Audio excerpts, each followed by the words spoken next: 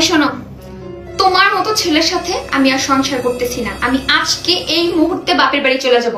তোমার না আছে কোনো টাকা পয়সা, তুমি গরিব, তোমার মতো মানুষের সাথে আমি আর থাকতে পারবো না। না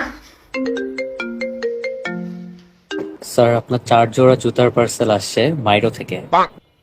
না ভাই, আমার জুতাগুলো লাগবে না, ক্যান্সেল করে দেন। না না ভাইয়া, উপরে চলে আসেন, উপরে চলে আসেন। জান, তুমি আমার জন্য 4 জোড়া জুতা কিনছো? এটা তো অনেক সুন্দর, আমি তো এটা কতদিন ধরে খুঁজতেছিলাম।